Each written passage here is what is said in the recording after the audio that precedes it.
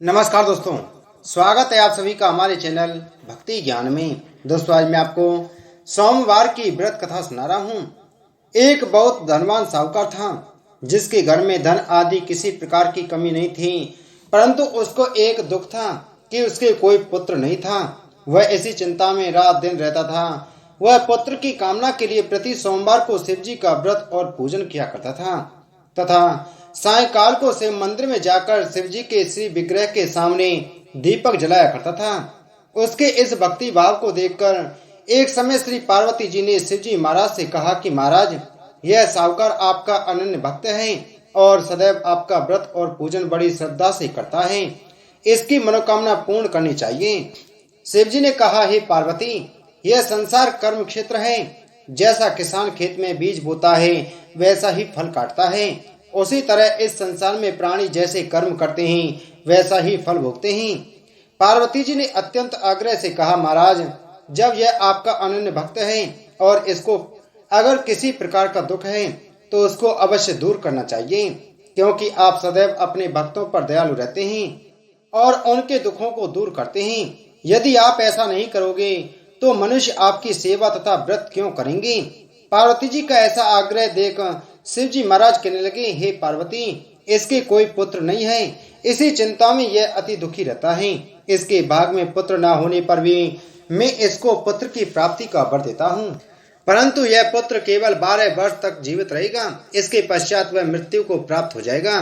इससे अधिक मैं और कुछ इसके लिए नहीं कर सकता। यह सब बातें साहूकार सुन रहा था। इससे उसको न कुछ प्रसन्नता हुई और न ही कुछ दुख हुआ। वह पहले जैसा ही शिवजी महाराज का व्रत और पूजन करता रहा।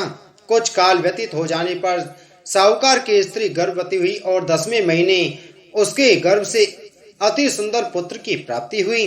साहूकार के घर में बहुत खुशी मनाई गई, परंतु साहूकार ने उसकी केवल 12 वर्ष की आयु जान कोई अधिक प्रसन्नता प्रकट नहीं की और न ही किसी को यह भेद ही बताया। जब वह बालक 11 वर्ष का हो गया तो उस बालक की माता ने उसके पिता से विवाह आदि के लिए कहा, तो वह साहूकार कहने लगा कि अभी मैं इसका विवाह नहीं करूंगा, अपने पुत्र को काशी जी पढ़ने के लिए भेजूंगा। फिर साहूकार ने अपने साले अर्थात बालक के मामा को बुलाकर उसको बहुत सा धन देकर कहा, तुम इस बालक को काशी जी पढ़ने के लिए ले जाओ और रास्ते में जिस स्थान पर भी जाओ यज्ञ करते और ब्राह्मणों को भोजन कराते जाना। वह दोनों मामा भांजे यज्ञ करते और ब्राह्मणों को भोजन कराते जा रहे थे। रास्ते में एक शहर पड़ा। उस शहर में राजा की कन्या का विवाह था और दूसरे राजा का लड़का जो विवाह कराने के लिए बारात लेकर आया था वह एक आंख से काना था। उसके पिता को इस बात की बड़ी चिंता थी कि कहीं वर को देख कन्या के माता पिता विवाह में किसी प्रकार की अड़चन पैदा न कर दें।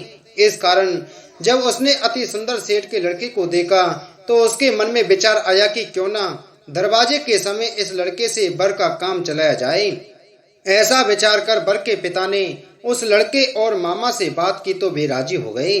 फिर उस लड़के को वर के कपड़े पहना तथा घोड़ी पर चढ़ा दरवाजे पर ले गए और सब कार्य प्रसन्नता से पूर्ण हो गया। फिर वर के पिता ने सोचा कि यदि विवाह कार्य भी इसी लड़के से करा दिया जाए तो क्या बुराई है। ऐसा विचार कर लड़के और उसके मामा से कहा, यदि आप फेरों का और कन्यादान के काम को भी करा दें तो आपकी बड़ी कृपा होगी। मैं इसके बदले में आपको बहुत धन दूंगा। तो उन्होंने स्वीकार कर लिया। विवाह कार्य भी बहुत अच्छी तरह से संपन्न हो गया, परंतु जिस समय लड़का जाने लगा तो उसने राजकुमारी की चुनरी के पल्ले पर लिख दिया कि तेरा विवाह तो मेरे साथ हुआ है, परंतु जिस राजकुमार के साथ तुमको भेजेंगे वह एक आंख से काना है। मैं काशी जी पढ़ने जा रहा हूँ। लड़के के जाने के पश्चात राजकुमारी ने जब अपनी चुनरी पर ऐसा लिखा हुआ पाया तो उसने राजकुमार के साथ जाने से मना कर दिया और कहा कि यह मेरा पति नहीं है, मेरा विवाह इसके साथ नहीं हुआ है, वह तो काशी जी पढ़ने गया है। राजकुमारी के माता पिता ने अपनी कन्या को विदा नहीं किया और बारात वापस चली गई। उधर सेठ का लड़का और उसका मामा काशी जी पहुंच गए। वहां जाकर उन्होंने यज्ञ करना और लड़के ने पढ़ना शुरू कर दिया।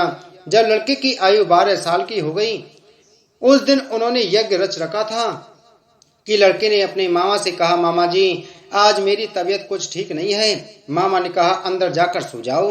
लड़का अंदर जाकर सो गया और थोड़ी देर में उसके प्राण निकल गए।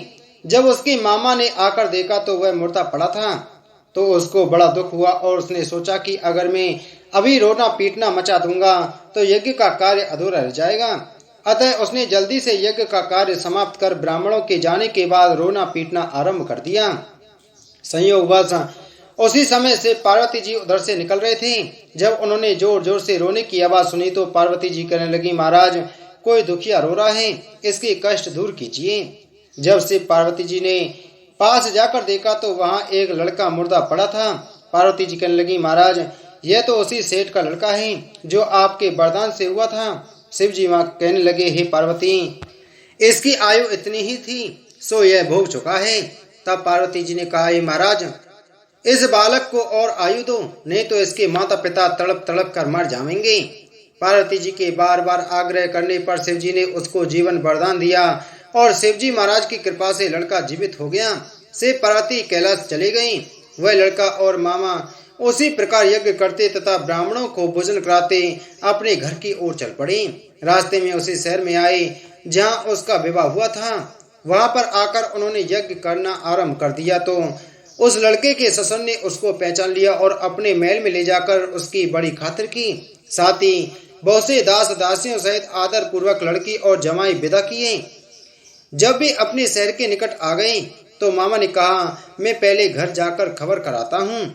जब उस लड़के का मामा घर पहुंचा तो लड़के के माता पिता घर की छत पर बैठे थे और यह प्रण कर रखा था कि यदि हमारा पुत्र सकुशल लौट आया तो हम राजी खुशी नीचे आ जाएंगे, नहीं तो छत से गिरकर अपने प्राण त्याग देंगे।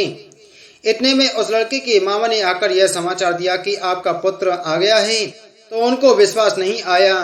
उसके मामा ने शपथ पूर्वक कहा कि आपका पुत्र अपनी पत्नी के साथ बहुत सारा धन लेकर आया है। तो सेठ ने आनंद के साथ उसका स्वागत किया और बड़ी प्रसन्नता के साथ रहने लगे। इसी प्रकार जो कोई भी सोमवार के व्रत को धारण करता है अथवा इस कथा को पढ़ता और सुनता है उसकी समस्त मनोकामनाएं पूर्ण हो जाती हैं। बोलो शिव शंकर भगवान की जय।